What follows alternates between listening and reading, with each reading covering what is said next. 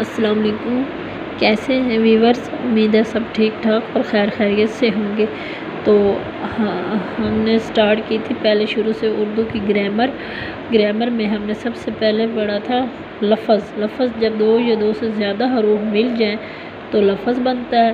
حروف کا ایسا مجموعہ جس میں کوئی مفہوم ادا ہوتا ہو لفظ کہلاتا ہے۔ مثلا رسول اکرم، دشمن قبائل، شعر و شکر، اس طرح کے جو ہوتے ہیں یہ لفظ ادا ہوتے ہیں جن کو انگلش میں ورڈ کہا جاتا ہے۔ جب حروف مل جائیں تو لفظ بنتا ہے، اور جب لفظ ملتے ہیں تو جملے فکرے بنتے ہیں۔ اور لفظ کی اقسام کتنی ہیں؟ لفظ کی دو اقسام ہیں، ایک بامعنی جس کو کلمہ کہا جاتا ہے، دوسرا بے معنی جس کو محمل کہا جاتا ہے۔ کلمہ میں دو یا دو سے زیادہ حروف کو ملایا جائے تو لفظ بنتے ہیں، اور اس کو کوئی نہ کوئی مقصد مفہوم ہوتا ہے جس کو ہم کلمہ کہتے ہیں، جیسے چوری، جھوٹ، موٹ، سچ وغیرہ۔ یہ ان کا کوئی مقصد ہے، ان کا کوئی معنی ہے جس کو ہم مکمل طور پر سمجھ سکتے ہیں، یہ کیا کہلاتے ہیں؟ کلمہ۔ اب دوسرا ہے محمل، جس کا مطلب ہے بے معنی، جس کا کوئی مقصد نہ ہو، کوئی مفہوم نہ ادا ہوتا ہو، جس کو ہم سوچ سمجھ میں نہیں آتے ہوں اور صرف نمائش کے لیے بولے اور لکھے جاتے ہوں، وہ کیا کہلاتے ہیں؟ محمل کہلاتے ہیں۔ محمل ہمیشہ یہ بھی یاد رکھیے کہ محمل ہمیشہ کلمہ والے الفاظ کے بعد پیچھے لگائے جاتے ہیں، پہلے نہیں لگائے جاتے۔ جیسے روٹی کے ساتھ ووٹی، اب ووٹی جو ہے وہ روٹی کے ساتھ ووٹی لگائے تو ووٹی ہمیشہ بعد میں لگائی ہے نا، بعد میں لکھی گئی ہے نا، پہلے تو نہیں لکھی، پہلے تو نہیں بولا روٹی ووٹی۔ جیسے ٹھیک کے ساتھ ٹھاک، ٹھاک بعد میں بولا ہے، ٹھیک پہلے بولا ہے۔ پانی کے ساتھ وانی، وانی بعد میں بولا ہے پانی، اب پہلے یہ تو نہیں کہہ سکتا وانی پانی، ووٹی روٹی، ٹھاک ٹھیک۔ یہ الفاظ اچھے اور نمائشی نہیں لگتے اور نہ ہی یہ بولے جاتے ہیں۔ تو مزید اس کے لیے ہم اب سٹارٹ کریں گے کلمہ کی اقسام۔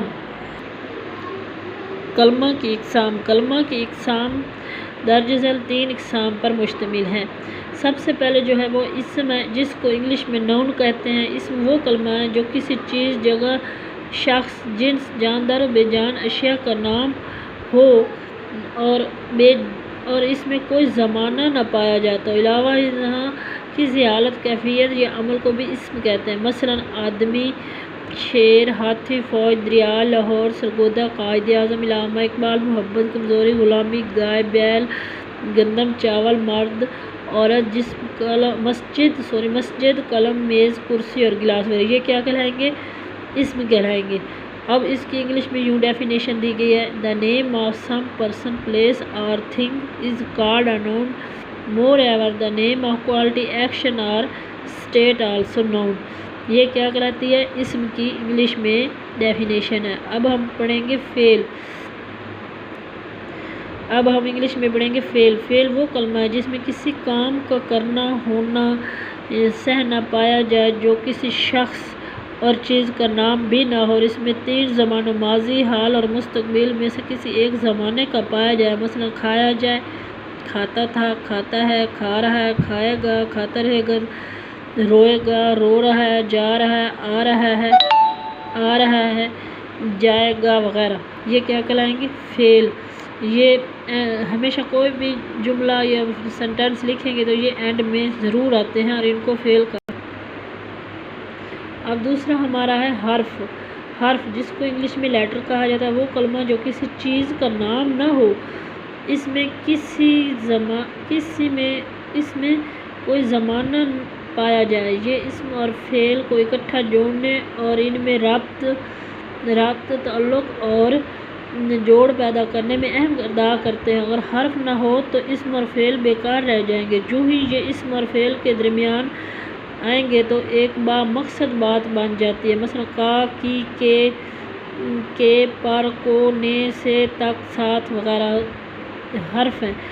دوسرا نوٹ یہ ہے کہ حرف وہ کلمہ ہے جو تنہا اپنا کوئی معنی نہیں دیتا جب تک اسے دوسرے کلموں کے ساتھ نہ ملایا جائے۔ مثلا اسلم نے خط لکھا، اب جو نے ہے وہ کیا ہے؟ حرف ہے۔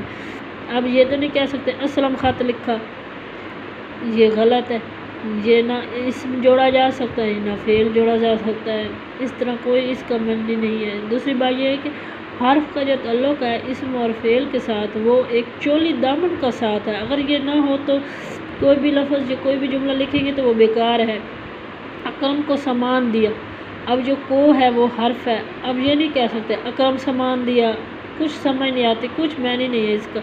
یہ ایک بہت اہم کردار ادا کرتا ہے حرف، وہ اس کے ساتھ گیا تھا، اب جو کے ہے وہ بھی اسی طرح کا بہت اہم کرتا ہے۔ اس نے سبق یاد نہیں کیا، اس نے جو ہے اس نے بہت اہم اس جملے میں اہم کردار ادا کیا۔ اسلم نے رمضان کا شام تک انتظار کیا وغیرہ۔ اب اسلم نے اور کا جو ہے اس میں حرف کا استعمال ہے۔ اور مزید آج کا جو ہمارا ٹاپک ہے وہ ہے اسم کے پہلے کلمہ کی اقسام۔ کلمہ کی اقسام میں 3 اقسام ہیں۔ شروع میں ہے اسم، فعل، پھر ہے حرف۔